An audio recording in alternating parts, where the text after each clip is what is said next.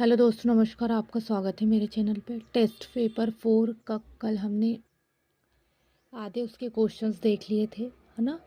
उसमें उपकरण थे, जैसे किसका किसके उपयोग से क्या होता है ना, किस वस्तु के लिए क्या किया जाता है। उपकरण थे, दर्पण थे, है ना। इस टाइप के क्वेश्चंस देखे थे। टॉपिक हमने पहले पढ़ चुके हैं, उसके ही चूज़ द करेक्ट ऑप्शन है ये, है ना। तो टेस्ट पेपर 4 का कल आधा वीडियो हो चुका था, आज हम आधे से स्टार्ट करते हैं। अमोनिया गैस बनाने की हैबर विधि में किस उत्प्रेरक का प्रयोग किया जाता है। तो जो अमोनिया गैस बनाने की हैबर विधि है उसमें हम लोह चूर्ण का प्रयोग करते हैं। लोह चूर्ण इसका करेक्ट आंसर है। अमोनिया गैस जो बनाते हैं उसकी हैबर विधि में हम लोह चूर्ण का प्रयोग करते हैं। अवतल दर्पण में वस्तु का प्रतिबिंब दर्पण के पीछे काल्पनिक, सीधा तथा वस्तु से बड़ा बनता है। जब वस्तु हम कहाँ रखेंगे तब जो अवतल दर्पण में जो प्रतिबिंब है वो दर्पण के पीछे काल्पनिक, सीधा और वस्तु से बड़ा बनेगा, ये पूछा जा रहा है। तो फोकस और ध्रुव के बीच रखेंगे तब ये सीधा बनेगा, काल्पनिक बनेगा और वस्तु से बड़ा बनेगा अवतल दर्पण में।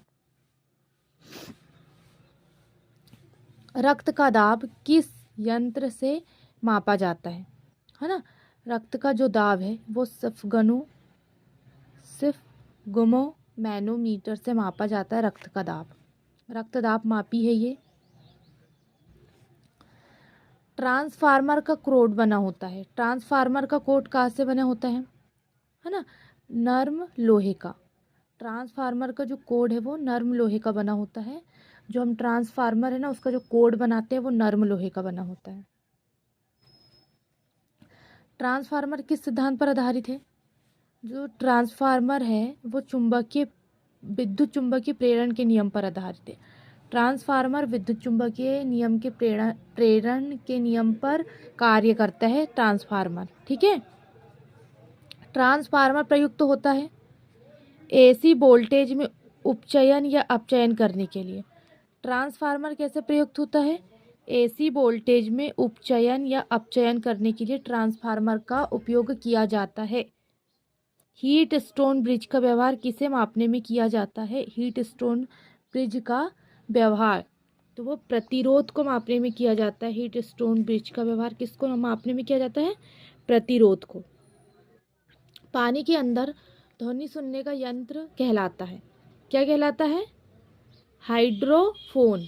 पानी के अंदर, जब आप पानी के अंदर जाते हैं, है ना, तो पानी के अंदर आप ध्वनि सुनते हैं, वो यंत्र क्या कहलाता है, वो हाइड्रोफोन कहलाता है। हाइड्रोफोन की सहायता से आप पानी के अंदर की ध्वनि सुन सकते हैं। लाउड स्पीकर में ऊर्जा परिवर्तन होता है, कैसे, विद्युत से यांत्रिक एवं यांत्रिक से ध्वनि ऊर्जा में। लाउड स्पीकर में ऊर्जा परिवर्तन कैसे होता है, विद्युत से यांत्रिक एवं यांत्रिक से ध्वनि ऊर्जा में होता है लाउड स्पीकर में ऊर्जा का परिवर्तन। निम्नलिखित में किस यंत्र में यांत्रिक ऊर्जा विद्युत ऊर्जा में परिवर्तित होती है। तो डायनेमो में जो यांत्रिक ऊर्जा है उसको हम विद्युत ऊर्जा में परिवर्तित कैसे करते हैं, डायनेमो की सहायता से हम यांत्रिक ऊर्जा को विद्युत ऊर्जा में परिवर्तित कर सकते हैं, है ना। निम्नलिखित में से कौन सी युक्ति विद्युत ऊर्जा को यांत्रिक ऊर्जा में परिवर्तित करते। देखो, यांत्रिक को विद्युत में कौन करेगा, डायनेमो, लेकिन विद्युत ऊर्जा को यांत्रिक ऊर्जा में कौन करेगी, विद्युत मोटर।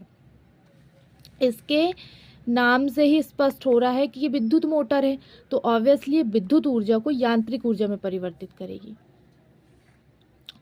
रासायनिक ऊर्जा का विद्युत ऊर्जा में परिवर्तन होता है, क्या होता है, बैटरी में। जो रासायनिक ऊर्जा होती है वो विद्युत ऊर्जा में, बैटरी ही तो आपकी रासायनिक ऊर्जा को विद्युत ऊर्जा में परिवर्तित करती है। उससे आप लाइट जला सकते हैं, फ़ोन चार्ज कर सकते हैं, बहुत सारे कर, क्योंकि वो रासायनिक ऊर्जा को विद्युत ऊर्जा में परिवर्तित कर रही है बैटरी। इन्वर्टर जला के अलग काम कर सकते हैं, तो यही है। रेक्टिफायर का उपयोग किया जाता है। रेक्टिफायर का उपयोग कहाँ करेंगे, एसी को डीसी में बदलने के लिए, ठीक है। एसी को डीसी में बदलने के लिए हम किसका प्रयोग करेंगे? रेक्टिफायर का। कैसे करेंगे रेक्टिफायर का प्रयोग? एसी को डीसी में बदलेंगे हम रेक्टिफायर के प्रयोग से। ट्रांसफार्मर का उपयोग किया जाता है केवल एसी में, है ना, केवल एसी में ही ट्रांसफार्मर का प्रयोग किया जाता है। टेलीफोन लाइन में प्रभावित ऊर्जा है, क्या है टेलीफोन लाइन में प्रभावित ऊर्जा? विद्युत ऊर्जा।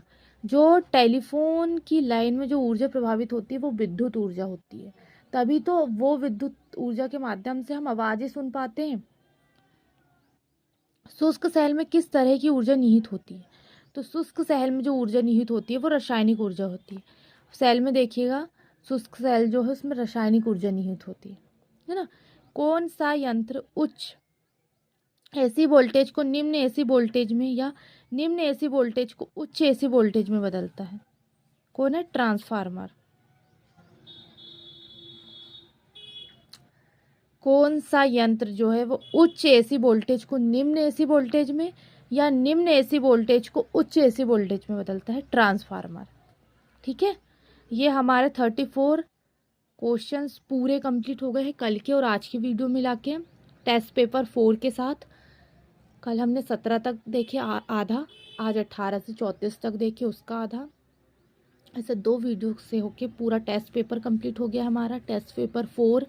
कल हम किसी और टॉपिक के साथ टेस्ट पेपर 5 के साथ हाजिर होंगे। आज क्या देखें, है ना, उपकरण और जो दर्पण का है वो सब, है ना। तो आज के लिए बस इतना ही। कल हम टेस्ट पेपर 5 के साथ किसी और टॉपिक के क्वेश्चंस लेके हाजिर होंगे। धन्यवाद।